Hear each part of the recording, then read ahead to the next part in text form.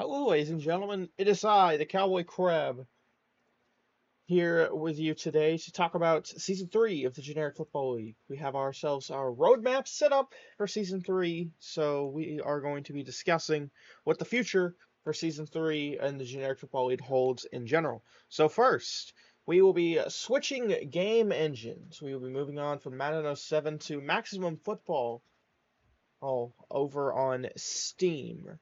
Our main reasons of this is we are looking for the modern graphics of Maximum Football.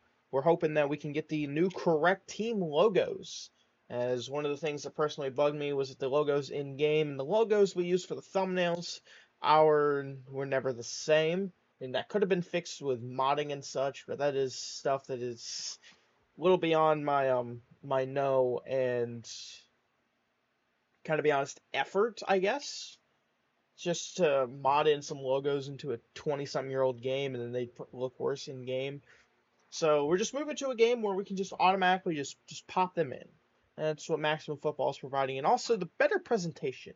Maximum Football, from my time testing around with it and playing it a little bit, the presentation is just far better. I mean, that's what you expect in a 20-year difference of games. Madden 07 came out before I was even born, 2006. And Maximum Football, I think it was what, a few, maybe 2 years ago, something like that. So yeah, fairly recent football game. I greatly appreciate Maximum Football for being free to play. That is another big reason. So if they are a free to play game, which is allowing us to move over to a new game engine. We are renaming the conferences. So the conferences will no longer be known as Divisions 1 and Division 2. Division 1 will now be the generic Western Conference, and Division 2 will now be the generic Eastern Conference. So we're moving to more geography-based names here with the conferences, and maybe it'll be a little less confusing to anybody just tuning into the league. Every team will be getting a rebrand of some sort. Going into Season 3, there will be new logos, uniforms, stadiums, and other stuff like that. So, to show off these new logos and uniforms, we'll start with our defending honorable champions, the Pacific Dragons. Here you can see we got ourselves the new dragon logo and the color codes up at the top right and their uniforms. It starts with the home jerseys, then the alternatives for home, then the away jerseys, then the away alternatives, and also each team this season having a special edition uniform. For the Dragons, this is their Year of the Dragon uniform, based off the Year of the Dragon over in China for Chinese New Year, with the yellow and red dragon and uniform colors. Next is the Southside Sharks. You can see their new logo, the home alternative, away alternative, along with the color codes. And as for their alternative style, they have the Baja or Baja. I think it's Baja. That's how you say it, with their three colors being used. I believe teal or shade of teal, the yellow and the pink, along with the new colored logo. For a true rebrand, you could say the Golden Panthers will now be known as the Golden City Panthers, just a slight tweak in the name. And you can see that they have 5 uniforms instead of 4. That is because this 5th uniform is a throwback to Honorable 1, as they will remember, we honor them with the distinguished, we honor them by having the throwbacks available so that they can remember their inaugural championship win. And you also see that there's a third color for them now, the red, to go with the gold and black for the Panthers. After the Panthers, we have the Western Bucks. You see there purple and brown. You got the homes alternatives, aways and aways alternatives. And then for the Bucks, in terms of their alternative, you have the mountain range. Going off the colors of the flag of the state that they reside in, being Oregon, is where we have decided to put the Bucks. So we go off the colors of the Oregon flag with the blue and the yellow, and we think it fits well for the Western Bucks.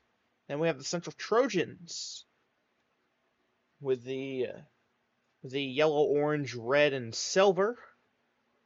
And their home alternatives, away and away alternatives. And as for their alternate style, they have the Greek warrior, taking inspiration from the history of Greece, with the colors taken from the Greece flag to give them the Greek warrior uniform. And then we have the Southwest Bulldogs with the teal, with the light and dark teal colors. And then as for their alternative, they have the most amount of colors with the red, yellow, orange, and blue, as well as a different logo entirely. With the Desert Dogs is what they are called.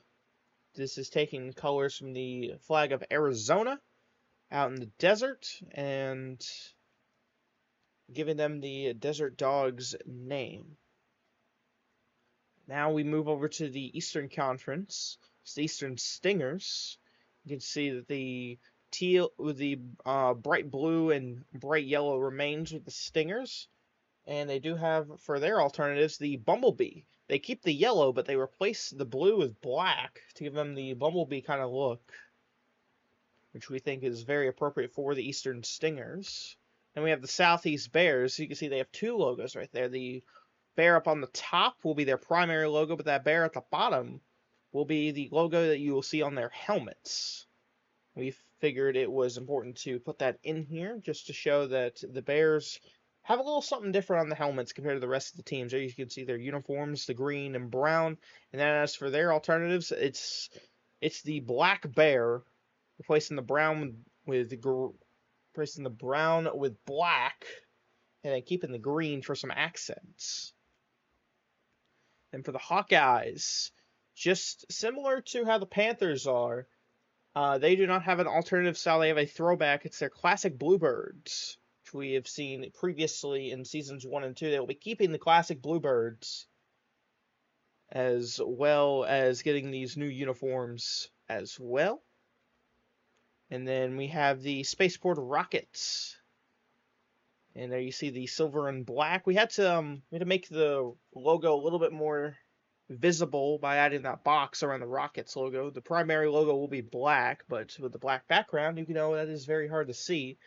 But the uniforms overall consisting mostly of grays, blacks, and whites. However, for their alternative, it is the Apollos, based on the Apollo spacecraft and missions, taking the colors from the United States flag for this uniform. Then we have the Coastal Pirates with the pink and black. And as you can tell, most of the helmet's entirely glossy, but the pinks and the blacks being the main things stick out here for the Pirates. And for their alternative, they have the Blackbeard, taking inspiration from the pirates that used to sail the coast of the Carolinas with the red and black color scheme. And then lastly, a complete and total rebrand, relocation. The Northern Outlaws have relocated it completely and have become the Capital Punishers, brand new team here in the Generic Football League. Here you see the dark maroon, red, and black will be their primary colors.